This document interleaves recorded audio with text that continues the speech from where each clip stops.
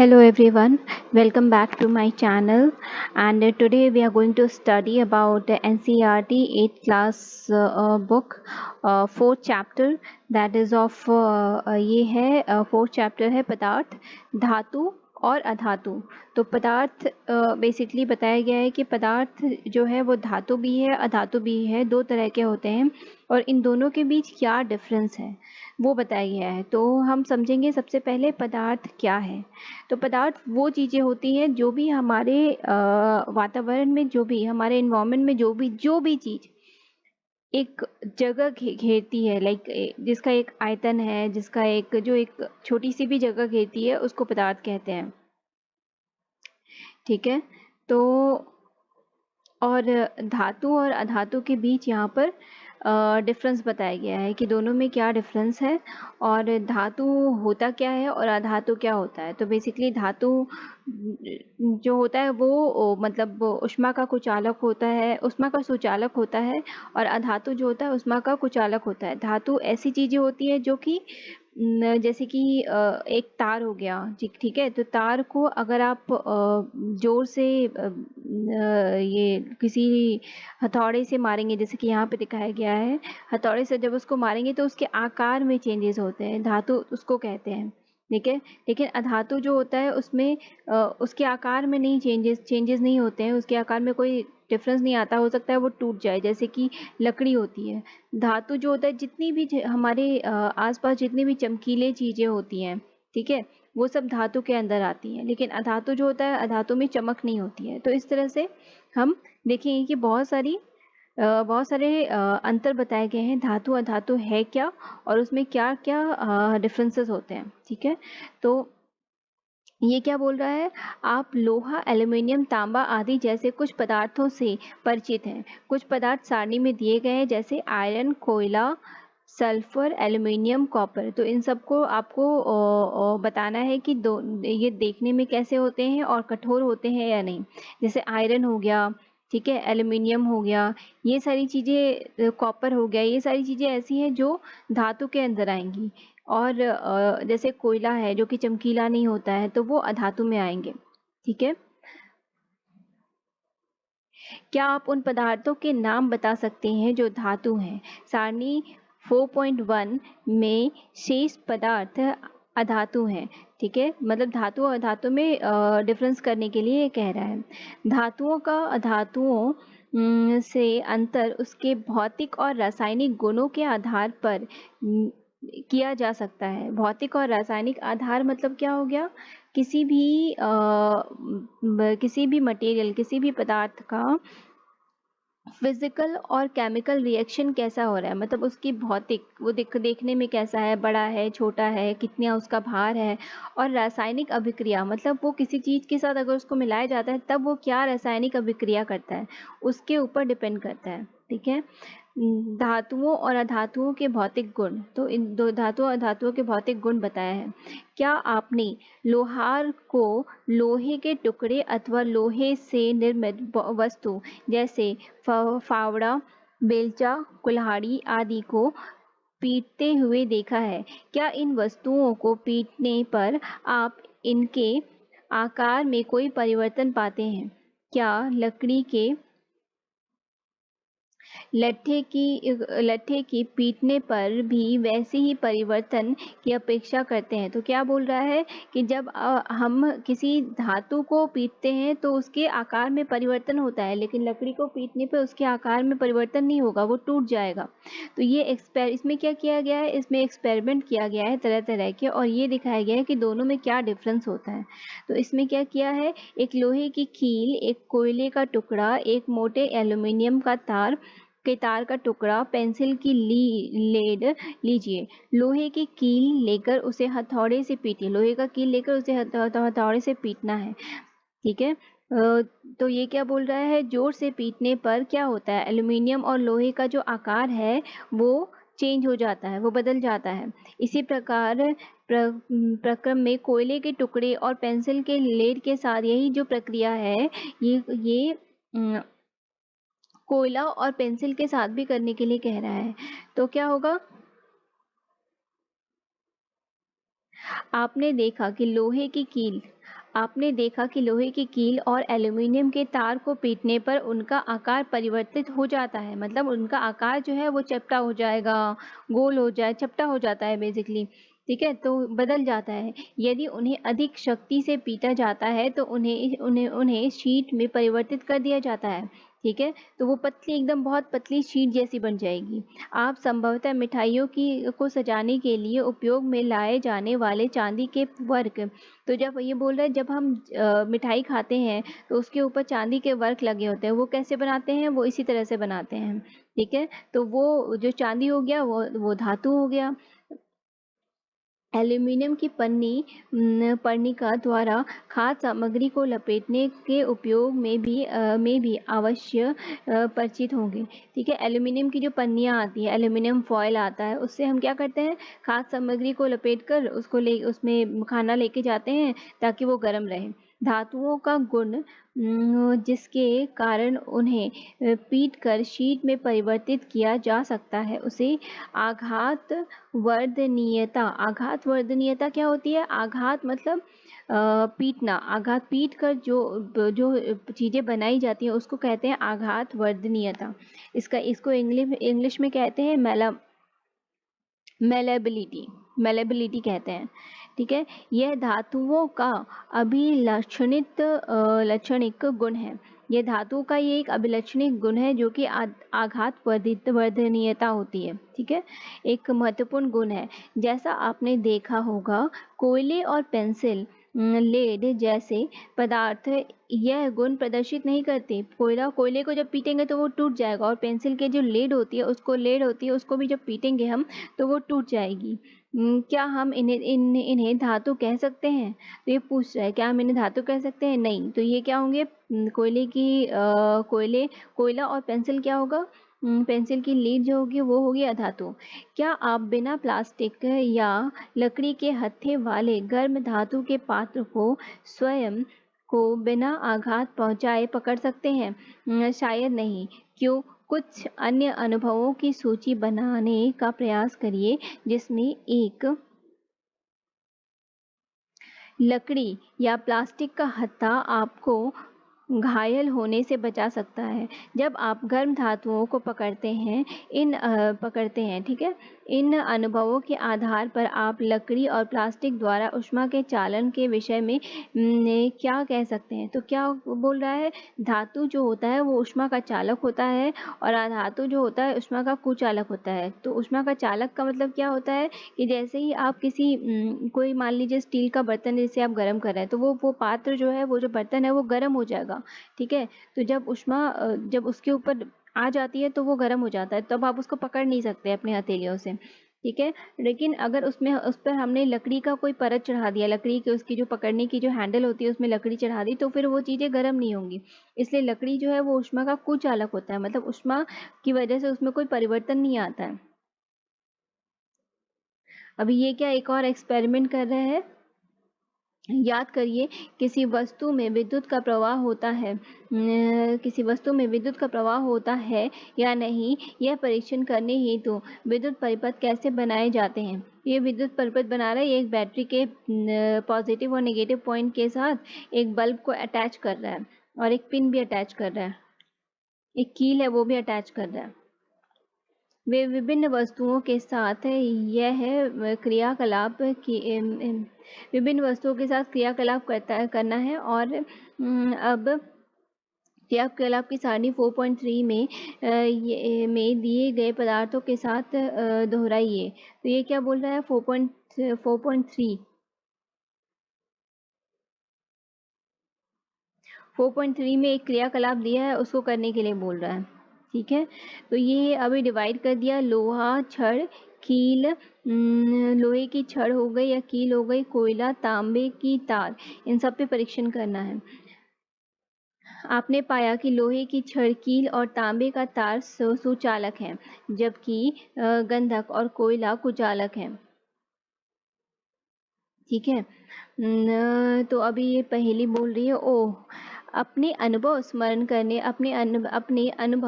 स्मरण करने और फिर इस क्रियाकलाप का अर्थ यह दिखाना था कि धातु ऊष्मा और विद्युत के सुचालक होते हैं।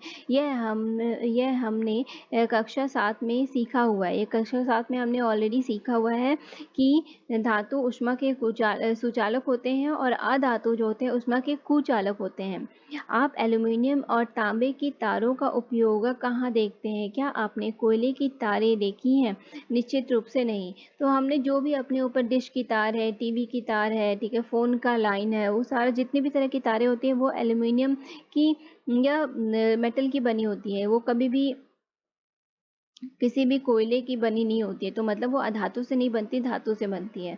धातुओं का वह गुण जिससे उन्हें खींचकर तारों में परिवर्तित किया जाता है तन्यता कहलाती है। ठीक है, तो धातु क्या होता है? धातु को खींचा जा सकता है, लेकिन अधातु जैसे कोयला है उसको खींचा नहीं जा सकता है। तो धातु के क्वालिटीज में क्या क्या आएगा? धातु को खींचने का जो कार्य होता है उसको बोलते हैं तन्यता। ठीक है, क्या आपने कभी लोहे की शीट, प्लेट, धातु का सिक्का और एक कोयले का टुकड़ा फर्श पर गिराकर उनसे उत्पन्न ध्वनि के अंतर पर ध्यान दिया है? यदि नहीं तो आप प्रयास कर सकते हैं। क्या बोल रहा है कि धातु, एक तो धातु के किसी स्टील के बर्तन या किसी चीज को भी गिराइए और एक अधातु का भी गिराइए। क्या आप उत्पन्न ध्वनियों में कोई अंतर पाते हैं? क्या आपने मंदिरों में लकड़ी की घंटियां देखी हैं? लकड़ी की घंटी कभी देखा है आपने मंदिर में? नहीं, वो हमेशा या तो लोहे का होता है या फिर पीतल का होता है। ठीक है, क्या आप इसका कारण बता सकते हैं क्यों ऐसा किया जाता है? क्योंकि अगर लकड़ी का बनाया जाएगा तो वो आवाज नहीं करेगा।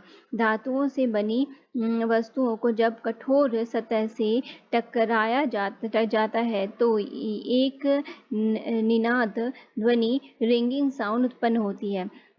माना आपके पास दो समान दिखने वाले डब्बे हैं, एक लकड़ी से निर्मित है और दूसरा धातु से। क्या आप दोनों डब्बों पर चोट करके बता सकते हैं कि कौन सा डब्बा धातु का बना है? तो ये क्या बोल रहा है? इस तरह से एक्सपेरिमेंट करो और करना है और बताना है।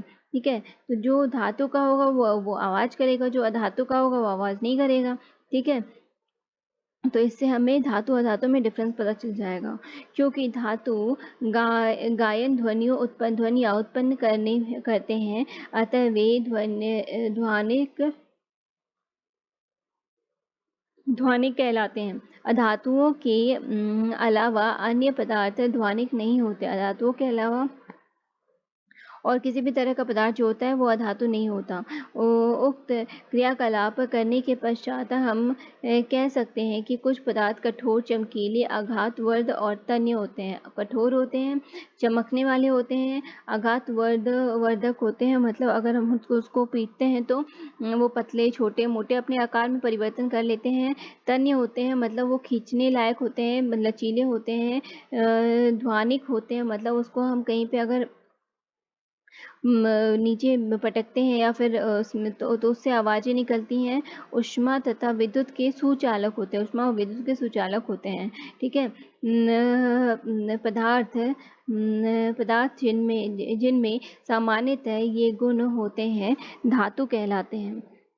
धातुओं के उदाहरण आयरन। धातुओं के क्या क्या उदाहरण हैं? Iron, copper, aluminium, calcium, magnesium इत्यादि। इसके विपरीत कोयला और सल्फर जैसी चीजें जो है वो पदार्थ नरम है तथा देखने में मलिन है। ये हथौड़े की हल्की चोट से टूटकर चूर हो जाते हैं। ध्वनिक नहीं है, मतलब ध्वनि उत्पन्न नहीं करते और ऊष्मा तथा विद्युत के कुचालक हैं।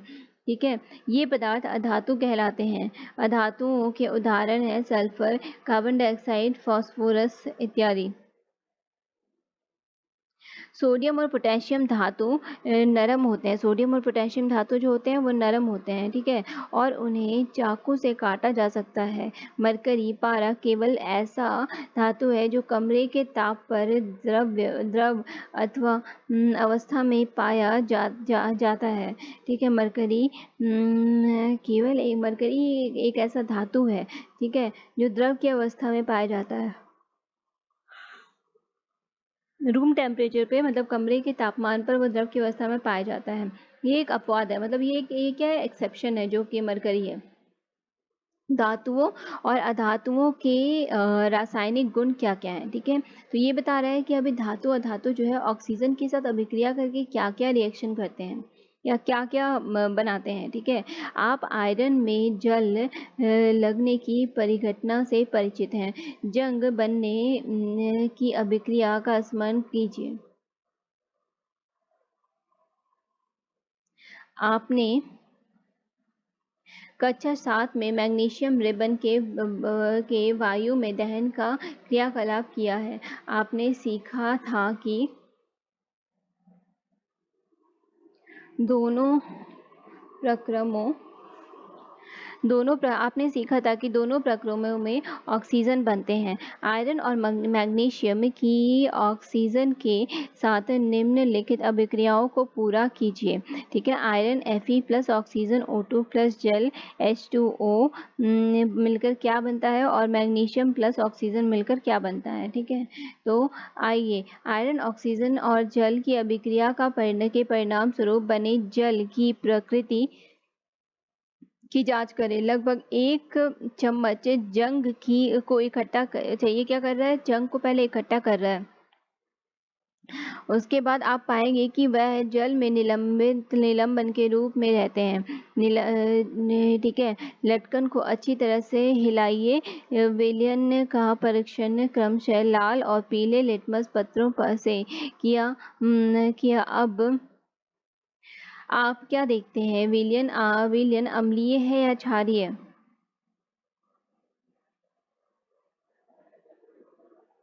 क्या कॉपर में भी जंग लगता है? क्या कॉपर में भी जंग लगता है, ये पूछ रही है पहेली। मैं कॉपर के बर्तन की सतह पर हरा पदार्थ जमा हुआ देखा है, ठीक है। इसने क्या देखा है, कॉपर की सतह पर हरा पदार्थ जमा हुआ देखा है। जब कॉपर के बर्तन को लंबे समय तक नम वायु में खुला रख दिया जाता है तो उस पर एक हल्की हरी परत जम जाती है। यह हरा पदार्थ कॉपर हाइड्रोक्साइड CuOH का ब्रैकेट में 2 और कॉपर कार्बोनेट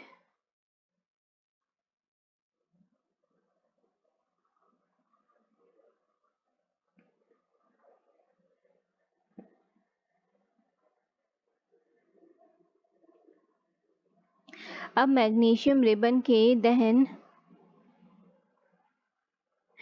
हाँ, तो यहाँ पे थे हम, जब कॉपर के बर्तन को लंबे समय तक नम वायु में खुला रखा जाता है तो उस पर एक हल्की हरी परत जमा हो जाती है, ठीक है। तो 2Cu plus H2O plus CO2 plus O2 is equal to मिलके बनता है CO ब्रैकेट में OH का होल 2 प्लस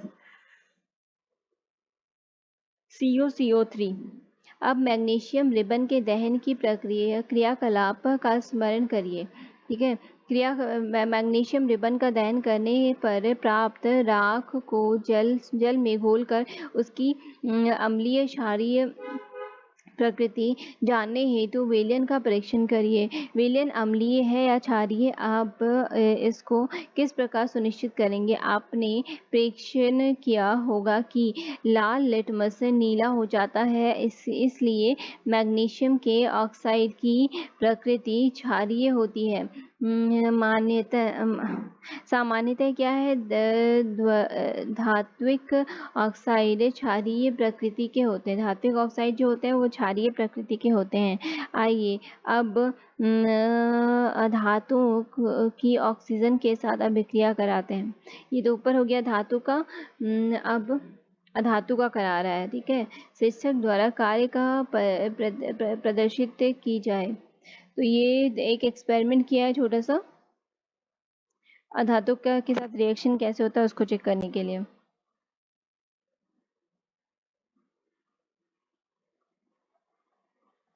सल्फर और ऑक्सीजन की अभिक्रिया में बनने वाले उत्पाद का नाम सल्फर डाइऑक्साइड गैस है। जब सल्फर डाइऑक्साइड को जल में विलय करते हैं तो सल्फ्यूरिक अम्ल प्राप्त होता है। अभिक्रिया निम्न प्रकार से दी जा सकती है। सल्फर डाइऑक्साइड SO2 प्लस जल H2O is equal to sulphuric अम्ल H2SO3 सल्फ्यूरस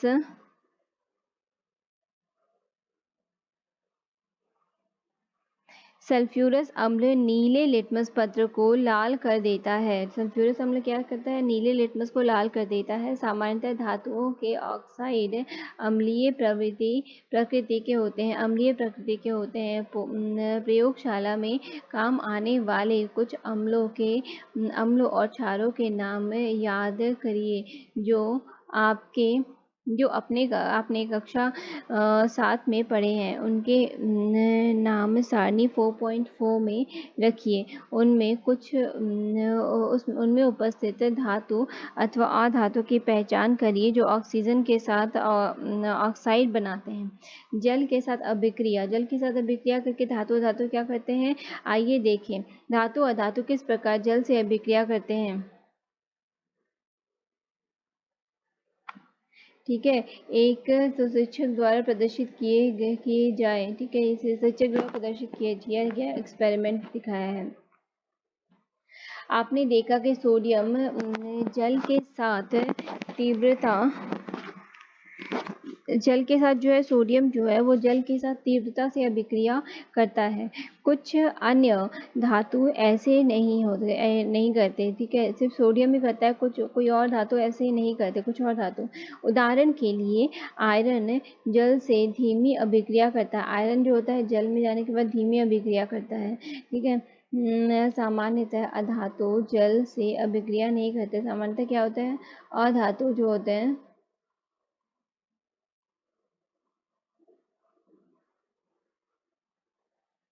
सामान्यतः क्या होता है, अधातु जल के साथ अभिक्रिया नहीं करते हैं। यद्यपि वे वायु में बहुत सक्रिय हो सकते हैं।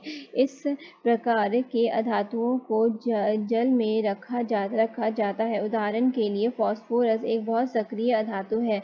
वायु में खुला रखने पर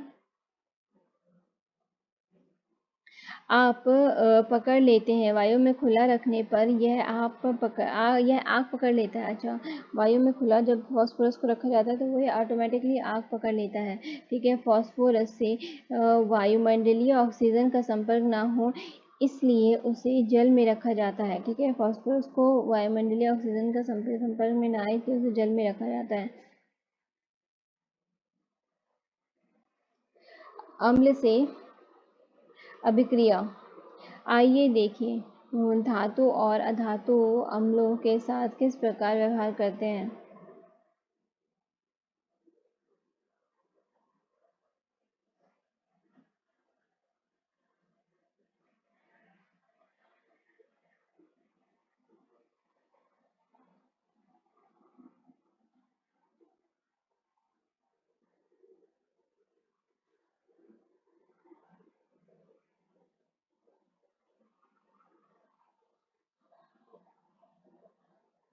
थोड़ा ये चैप्टर ऐसे कुछ बहुत ज़्यादा नहीं है। परख नली के मुंह को पर सावधानी क्या क्या बरतनी है, तो क्या कर रहा है, अम्लों से अभिक्रिया। ठीक है, तो अम्ल के साथ धातु अधातु की अभिक्रिया करा रहा है। क्या धातु और अधातु अम्लों से भिन्न प्रकार से अभिक्रिया करते हैं? ऑफ कोर्स भिन्न प्रकार से अभिक्रिया करेंगे। ठीक है, परख नलियों के मुंह के पास जलती हुई माचिस की तीली लाने पर कुछ से पॉप ध्वनि क्यों उत्पन्न हो जाती है। ठीक है, ये क्या बोला, पॉप की ध्वनि क्यों उत्पन्न होती है। आपने पाया होगा कि अधातु सामान्यतः अम्लों से अभिक्रिया नहीं करते परंतु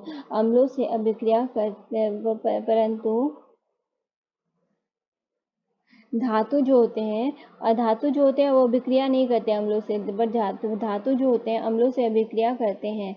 और हाइड्रोजन गैस अम्लों से अभिक्रिया करके क्या बनाते हैं? धातु हाइड्रोजन गैस उत्पन्न करते हैं जो पॉप ध्वनि के साथ जलती है। आपने देखा कि कॉपर तनु हाइड्रोक्लोराइड अम्ल से निर्मित गर्म करने पर भी अभिक्रिया नहीं करता। आपने देखा है कि कॉपर तनु हाइड्रोक्लोरिक अम्ल से कॉपर जो है वो तनु हाइड्रोक्लोरिक अम्ल से गर्म करने पर अभिक्रिया नहीं करता है, परंतु यह सल्फ्यूरिक अम्ल से अभिक्रिया कर लेता है। सल्फ्यूरिक अम्ल से अभिक्रिया कर लेता है। ठीक है। क्षारों से अभिक्रिया क्या है? क्षारों से अभिक्रिया पॉप ध्वनि किस ये अभी क्षारों से अभिक्रिया करके भी एक एक्सपेरिमेंट दिखा रहा है। ठीक है। पॉप ध्वनि क्या प्रदर्शित करती है? तो अभिक्रिया करने के बाद पॉप की ध्वनि होती है। पहले की तरह पॉप ध्वनि हाइड्रोजन गैस की उपस्थिति दर्शाती है। पॉप पॉप तभी होता है जब हाइड्रोजन गैस होता है उसमें। ठीक है। धातु सोडियम हाइड्रोक्लोराइड से अभिक्रिया कर हाइड्रोजन गैस उत्पन्न करते हैं। धातु जो होते हैं वो sodium hydrochloride hydroxide sodium hydroxide से अभिक्रिया कर क्या बनाते हैं? हाइड्रोजन गैस बनाते हैं। अधातु वो की क्षारों से अभिक्रिया जटिल है। अधातुओं की क्षारों से अभिक्रिया जटिल है। विस्थापन अभिक्रिया क्या होती है? कॉपर सल्फेट और आयरन के मध्य अभिक्रिया वाले क्रियाकलाप को याद करिए और आपने कक्षा 7 में किया था। जो आपने कक्षा 7 में किया था। आइए उस प्रकार की कुछ और अभिक्रियाएं देखते हैं। ठीक है। तो ये एक्सपेरिमेंट कर रहा है। ठीक है। कॉपर सल्फेट का जिंक के साथ, कॉपर सल्फेट का लोहे के साथ, कॉपर सल्फेट का तांबे के साथ, जिंक सल्फेट का तांबे के साथ, आयरन सल्फेट का तांबे के साथ, जिंक सल्फेट का लोहे के साथ। ठीक है। तो ये 1 2 3 4 5 5 तरह के बीकर लिए इसमें। तो इसमें क्या बोल रहा है? क्योंकि कुछ चीज़ों में कोई परिवर्तन नहीं हुआ, इन दोनों में परिवर्तन हो गया। बीकरों को बिना छेड़े कुछ समय तक रखा रहने दीजिए। अपने प्रेक्षण को नोटबुक में रिकॉर्ड कीजिए।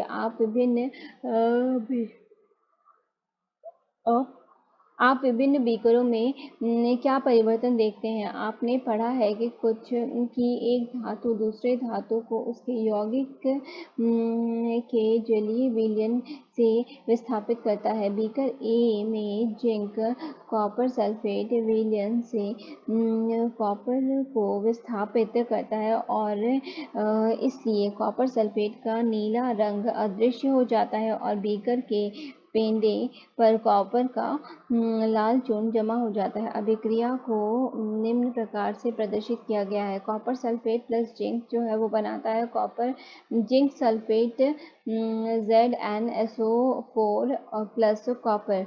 आप इसी प्रकार बीकर बी में होने वाली अभिक्रिया को लिख सकते हैं। ठीक है। ये पूरा एक्सपेरिमेंट है, उसको दिखाया गया है।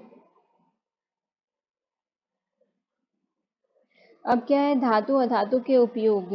धातु अधातु के उपयोग क्या क्या है? आपको अनुमान लगाने में सक्षम क्यों? धातुओं का उपयोग मशीनें, मोटर, गाड़ियां, वायुयान, रेलगाड़ियां, उपग्रह, औद्योगिक साजो सामान, खाना बनाने के पात्र, जल बॉयलर आदि के निर्माण में किया जाता है। आप कुछ धातुओं के उपयोग से भी परिचित होंगे।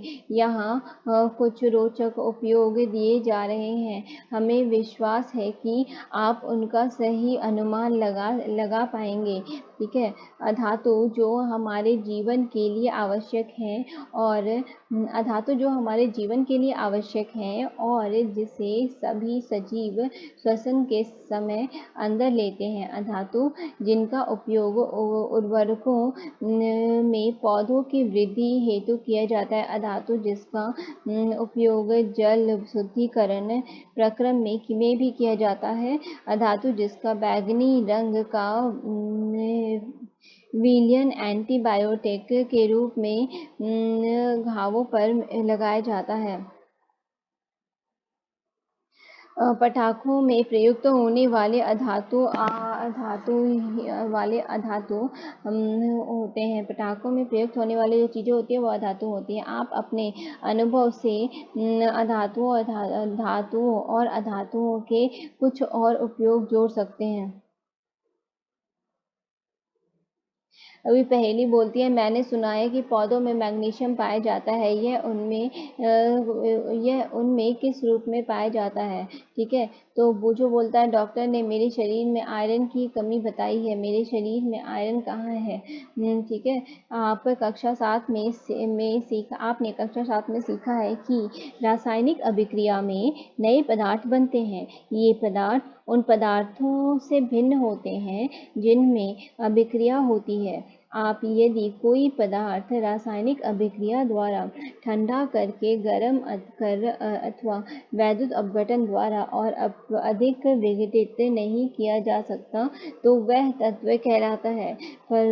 सल्फर एक तत्व है। इसी प्रकार आयरन और कार्बन भी एक तत्व है।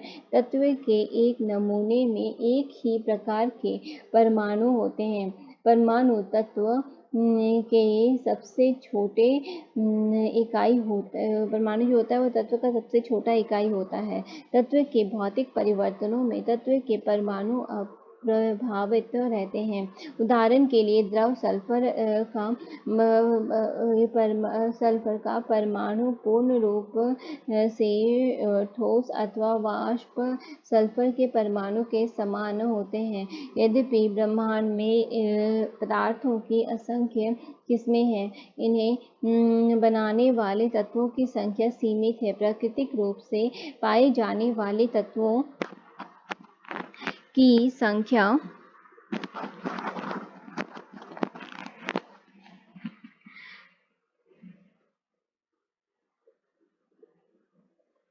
प्राकृतिक रूप से पाए जाने वाले तत्वों की संख्या 94 मतलब 94 से अधिक नहीं है। ठीक है, प्राकृतिक रूप से कितने सारे तत्व मतलब पदार्थ पाए जाते हैं पूरे इन्वायरमेंट में, पूरे पर्यावरण में। ठीक है, 94। और धातुओं के रूप में तत्वों को एक महत्वपूर्ण वर्गीकरण किया गया है। अधिकांश तत्व धातु हैं। अधिकांश तत्व जो है वो धातु हैं और 20 से कम अधातु, 20 से कम चीजें जो है 94 में वो अधातु हैं। कुछ अधातु हैं जिनमें धातुओं और अधातुओं दोनों के गुण पाए जाते हैं।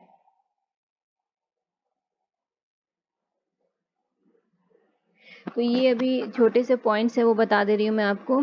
धातुओं में चमक होती है जबकि अधातुओं में चमक नहीं होती है। ये डिफरेंस बताया। सामान्यतः धातु जो होते हैं आघात वर्धनीय होते हैं और तन्य होते हैं। मतलब धातु जो होते हैं उनमें उनको पीटकर उनके शेप में चेंजेस किया जा सकता है, उसको आघात वर्धनीय बोलते हैं।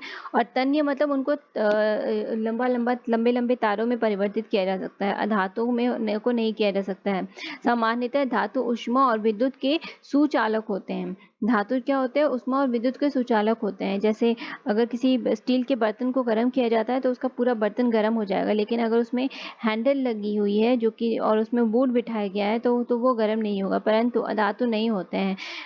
दहन करने पर धातु ऑक्सीजन से अभिक्रिया कर धातु ऑक्साइड बनाते हैं। ठीक है, ऑक्सीजन से अभिक्रिया कर धातु ऑक्साइड बनाता है जो क्षारीय प्रकृति के होते हैं।